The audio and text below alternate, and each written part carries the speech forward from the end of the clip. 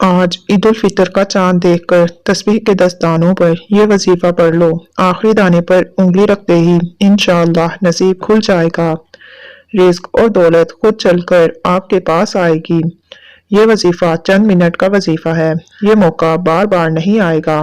آپ آج تھوڑا سا وقت اچھے طریقے سے اس وظیفے کو دیں۔ اس وظیفے کو اچھی طرح سمجھ لیں، پھر آپ کے پاس پورا سال موجود ہے۔ بعد میں آپ نے جو کچھ کرنا ہوگا کر لیجئے گا۔ پورا سال پچھتانے سے بہتر ہے کہ آج ویڈیو کو مکمل دیکھ لیا جائے۔ آپ نے ویڈیو کو سکپ نہیں کرنا ورنہ پچھتاؤ گے۔ فائدہ آپ کا ہے کیونکہ یہ رات سال میں ایک بار آتی ہے۔ بس اتنا سمجھ لینا کہ آج موقع ہے، فائدہ اٹھا لو۔ عید الفطر کا چاند عالم اسلام کے لیے خوشی اور انعام و اکرام کا دن ہے۔ چاند رات عید الفطر کی تیاری اور اسے منانے کے حوالے سے ہمیں اسلامی اعمال پر توجہ دینے کی ضرورت ہے۔ اس ویڈیو میں عید الفطر کے چاند رات کا خاص وظیفہ آپ کے ساتھ شیئر کرنے جا رہی ہوں۔ چاند رات کو آپ نے یہ عمل کرنا ہے، بلکہ عید الفطر کی نماز کے بعد بھی آپ یہ عمل لازمی کریں۔ اس عمل میں اللہ کا صرف ایک نام مخصوص طریقے سے پڑھنا ہے۔ بس اللہ تعالیٰ کا نام لے کر صرف ایک تسبیح آپ سب کر لیں۔ اس کا اثر آپ خود اپنی آنکھوں سے دیکھیں گے انشاءاللہ، بلکہ اسی عمل سے آپ کو عید کی تمام خیریں اور بھلائیاں بھی اللہ پاک عطا فرمائے گا۔ لیکن ناظرین کرام، ایک بات لازمی یاد رکھیے گا کہ چاند رات دراصل عبادت اور فضیلت کی رات ہے۔ اس رات رمضان رخصت ہو جاتا ہے اور اللہ تعالیٰ مزدور کو اس کی مزدوری دیتا ہے۔ لہٰذا آپ کو اللہ تعالیٰ سے لینے کا مکمل طریقہ آنا چاہیے۔ آج میں آپ کو اللہ سے لینے کا مکمل طریقہ بتاؤں گی۔ چاند رات کے حوالے سے چند ایسے راز بھی آپ کو بتاؤں گی کہ جن کا جاننا ہر مسلمان کے لیے ضروری ہے۔ لہٰذا آج یہ عمل ضرور کر لینا تاکہ عید کے دن رزق کی تنگی، معاشی تنگی سے نجات حاصل ہو سکے اور آپ اچھے طریقے سے عید کو اپنے پیاروں کے ساتھ گزار سکیں۔ چاند رات اور عید الفطر کا یہ وظیفہ بہت ہی لاجواب ہے۔ اس عمل سے غیب کے خزانوں سے اللہ پاک ضروریات بھی پوری فرماتا ہے۔ الجھنوں اور مسائل میں گھری زندگی کے لیے اور جسمانی اور روحانی بیماریوں کے لیے یہ وظیفہ بے مثال ہے۔ اس کے بہت سے فوائد ہیں جن کا شمار کرنا مشکل ہے۔ آپ بس یہ سمجھ لیں کہ زندگی کے کسی بھی موڑ پر آپ اگر کسی مشکل میں پھنس گئے ہیں، اگر آپ کی کوئی ایسی حاجت ہے تو آپ بس اس عمل کو کر لیجئے۔ انشاءاللہ 100% گارنٹی کے ساتھ آپ اللہ کے حکم سے اور اس اسم کے ارامی کی برکت سے اس مسئلے سے انشاءاللہ نکل جائیں گے۔ آپ کی دعا اللہ تعالیٰ قبول فرما لے گا۔ آپ کی تمام حاجات انشاءاللہ پوری ہو جائیں گی۔ تو ناظرین، جو بھی میں عمل کے فوائد اور فضائل بتاتی ہوں، اتنے فوائد اور فضائل بتانے کا مقصد صرف یہ ہوتا ہے کہ آپ کو اس عمل کی اہمیت کا اندازہ ہو سکے اور آپ ذوق اور شوق کے ساتھ یہ عمل کر سکیں۔ تو میری پیاری بہنوں اور بھائیوں، اگر فوائد بتانے سے پہلے ہی عمل بتا دوں تو آپ شاید اتنے ذوق اور شوق سے عمل نہ کریں۔ لہٰذا ہمارے بتائے گئے فوائد کو ذہن میں رکھ کر یہ وظیفہ کریں اور اس عمل کو توجہ سے سنیں اور سمجھیں۔ تو ناظرین کرام، رمضان المبارک ایک انتہائی بابرکت مہینہ تھا جو چٹکی بجاتے ہی ختم ہو گیا۔ یہ ماہ مقدس ختم ہوتے ہی یکم شوال کا دن عید الفطر کی صورت میں طلوع ہو جاتا ہے اور اللہ تعالیٰ کا فرمان ہے کہ روزہ میرے لیے ہے اور اس کی جزا میں ہی دوں گا۔ تو گویا عید الفطر اجرت ملنے کا دن ہے، خوشی اور انعام و اکرام کا دن ہے۔ عید الفطر کے دن روزہ رکھنا حرام ہے، یعنی عید الفطر سے ایک دن پہلے بلا کسی عذر شرعی کے روزہ چھوڑنا گناہ ہے اور عید الفطر کے دن روزہ رکھنا گناہ ہے۔ ناظرین، چاند رات کو ہمیں اپنا محاسبہ کرنا چاہیے کہ ہم نے اس مہینے میں کیا کھویا اور کیا پایا۔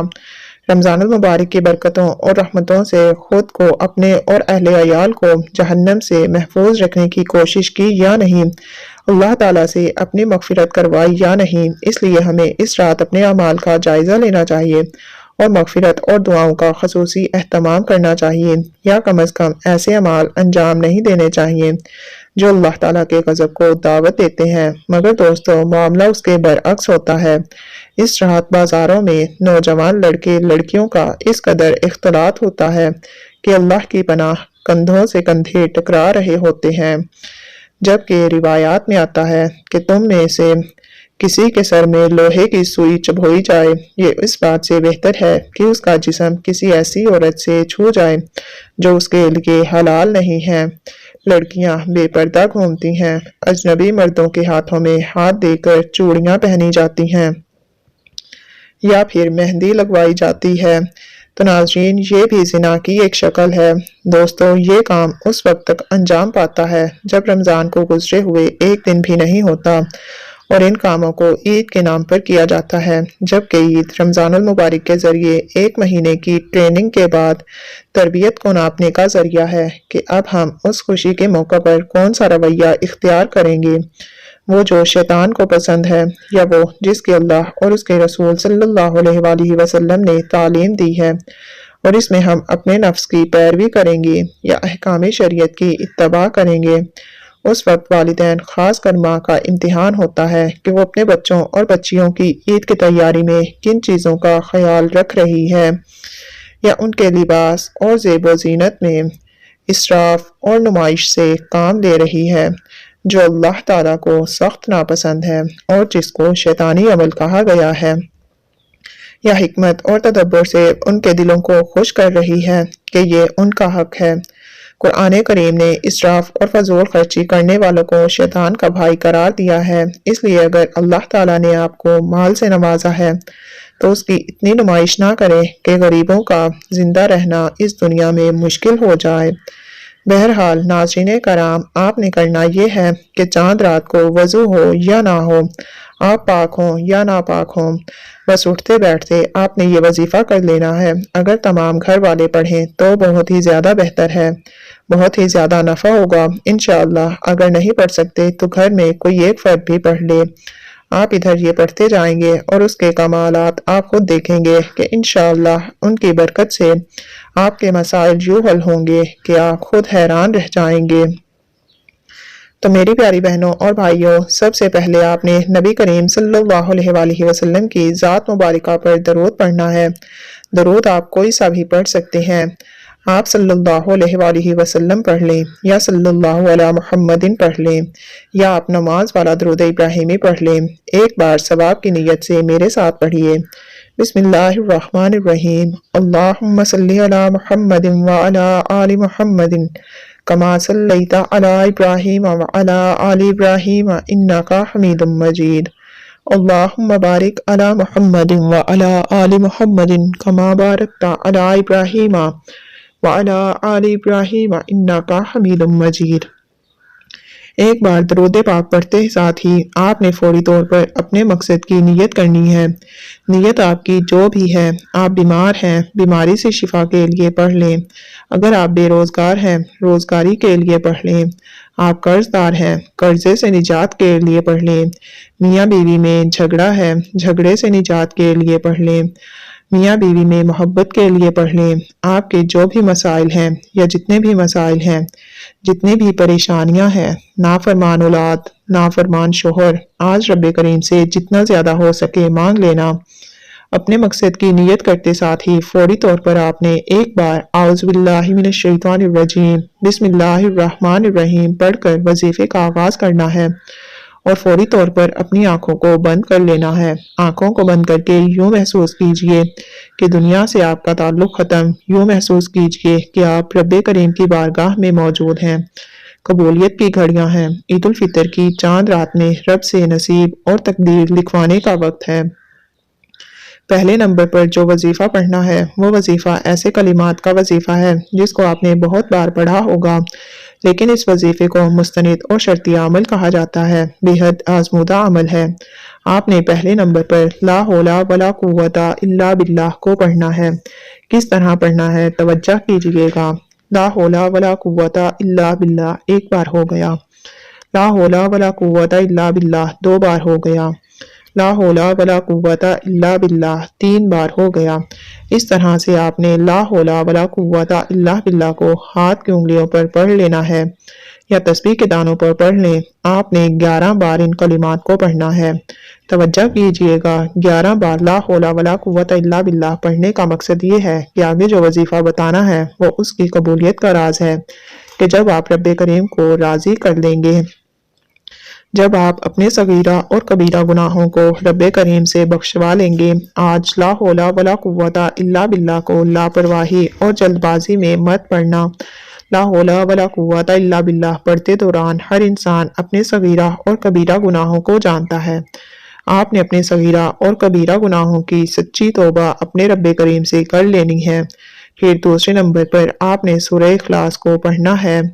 تو ناظرین کرام، سورہ اخلاص کی تلاوت سماعت فرما لیں۔ بسم اللہ الرحمن الرحیم۔ قل هو اللہ احد اللہ الصمد لم یلد ولم یولد ولم یکن لہ کفوا احد۔ اس طرح آپ نے سورہ اخلاص پڑھ لینی ہے۔ کتنی تعداد میں پڑھنی ہے آئیے وہ بھی جانتے ہیں۔ آپ نے 10 بار سورہ اخلاص پڑھنی ہے۔ یاد رکھیے گا کہ سورہ اخلاص رب کریم کی وحدانیت کو بیان کرتی ہے۔ سورہ اخلاص رب کی بے نیازی کو بیان کرتی ہے۔ سورہ اخلاص میں واضح ہے کہ نہ وہ کسی کا باپ ہے، نہ وہ کسی کا بیٹا ہے اور اس کا کوئی ہمسفر نہیں۔ اور جب کوئی بندہ سورہ اخلاص پڑھتا ہے، رب کعبہ اپنے وحدانیت کے ذکر سے راضی ہو جاتا ہے۔ سورہ اخلاص ایک بار پڑھنے سے قرآن مجید کے 10 پاروں کا ثواب ملتا ہے اور 3 بار سورہ اخلاص پڑھنے سے ایک مکمل قرآن مجید کا ثواب ملتا ہے۔ اور آج تسبیح کے 10 دانوں پر 10 بار سورہ اخلاص پڑھنے سے 3 سے زائد قرآن مجید کا ثواب ملے گا۔ اور 3 سے زائد قرآن مجید یعنی ہر زیر زبر کے بدلے میں میرا رب 10 نیکیاں لکھ دیتا ہے۔ 3 قرآن مجید کا مطلب یہ ہے کہ آپ کی نیکیوں کا پلڑا بھاری ہو جائے گا۔ آپ کی اچھائیاں آپ کی برائیوں پر غلبہ پا لیں گی۔ تو آج یہ 10 بار پڑھی گئی سورہ اخلاص آپ کی ضمانت دے گی۔ اب تیسرا اور آخری وظیفہ بتانے لگی ہوں۔ یہ وظیفہ الحمدللہ یا ربو کا وظیفہ ہے۔ کیسے پڑھنا ہے توجہ کیجئے گا۔ الحمدللہ یا رب ایک بار ہو گیا، الحمدللہ یا رب 2 بار ہو گیا، الحمدللہ یا رب 3 بار ہو گیا۔ تو ناظرین کرام، آپ ہاتھ کی انگلیوں پر یہ الفاظ، یہ کلمات پڑھ لیں یا تسبیح کے دانوں پر پڑھ لیں۔ آپ نے صرف 15 بار پڑھنا ہے۔ یقین کیجئے یہ رب کا ایسا شکر ہے، رب کے شکر کا ایسا ذکر ہے کہ جب کوئی بندہ الحمدللہ یا رب کہتا ہے، رب کا شکر ادا کرتا ہے، رب کی بڑائی بیان کرتا ہے، رب کی نعمتوں کا، رب کی رحمتوں کا اور رب کی برکتوں کا شکر ادا کرتا ہے، عرش الہی پر بیٹھا رب راضی ہو جاتا ہے۔ شروع سے اب تک میں نے آپ کو 3 وظائف بتائے ہیں، جس ترتیب سے بتائے گئے ہیں اور جس تعداد میں بتائے ہیں ویسے ہی پڑھنے کی کوشش کیجئے گا۔ کمی بیشی کریں گے تو وظیفے کا کوئی فائدہ نہ ہوگا۔ خدارہ میری آپ سے گزارش ہے کہ عید الفطر کی چاند رات یہ عمل آپ نے ہر صورت کر لینا ہے۔ آپ عید کی نماز پڑھ کر بھی اس عمل کو کر سکتے ہیں۔ اگر یہ موقع ہاتھوں سے نکل گیا تو پورا سال پچھتانا پڑے گا۔ یہ موقع بار بار نہیں ملے گا۔ آج خوش قسمت یہ وظیفہ پڑھے گا جس کو جب جہاں جیسے وقت ملتا ہے، نہ وقت کی کوئی پابندی ہے، نہ جگہ کی کوئی قید ہے۔ چند منٹ نکال کر یہ وظیفہ عید الفطر کی چاند رات یا عید کی نماز پڑھ کر بھی، عید کا پورا دن بھی آپ اس وظیفے کو پڑھ سکتے ہیں۔ تو ناظرین کرام، اب وظیفہ مکمل ہو چکا۔ آخر میں اتنا ہی درود پاک لازمی پڑھیے گا جتنا آپ نے عمل کے شروع میں پڑھا تھا۔ اب دونوں ہاتھ اٹھا کر سب سے پہلے اپنے گناہوں کی اپنے رب کعبہ سے توبہ کیجئے۔ جیسے ہی دل کو سکون مل جائے کہ رب کریم نے سچی توبہ قبول فرما لی ہے، اب ضد کر کے رب کریم سے مانگیے گا۔ میرا رب 70 ماؤں سے بھی زیادہ اپنے بندے سے پیار کرتا ہے۔ آپ لوگ مانگ مانگ کر تھک جائیں گے، رب کریم کے خزانوں میں کمی نہیں آئے گی۔ آپ جتنا زیادہ ہو سکے مانگ لینا۔ دعا ہے کہ رب کریم میرا سنانا اور آپ سب کا سننا اپنی پاک بارگاہ الہی میں قبول و منظور فرمائے۔ جو مانگا مقدر فرمائے، جو نہیں مانگ سکے بن مانگے عطا فرمائے۔ آمین ثم آمین۔ محترم ناظرین، اپنے رزق میں برکت اور وسعت کے لیے اللہ تعالیٰ کے 99 ناموں میں سے کوئی ایک پیارا سا نام کمنٹ سیکشن میں ضرور لکھیے گا۔ اللہ تعالیٰ ہم سب کا حامی و ناصر ہو۔ آمین ثم آمین۔ تو ناظرین کرام، میں امید کرتی ہوں کہ آپ کو ہماری یہ ویڈیو پسند آئی ہوگی۔ اس طرح کی مزید ویڈیوز دیکھنے کے لیے من دین آفیشیل چینل کو سبسکرائب کر دیں اور ویڈیو کو لائک کر کے اپنے پیاروں کے ساتھ شیئر کر دیجئے تاکہ وہ اس سے فائدہ اٹھا سکیں۔ اللہ حافظ۔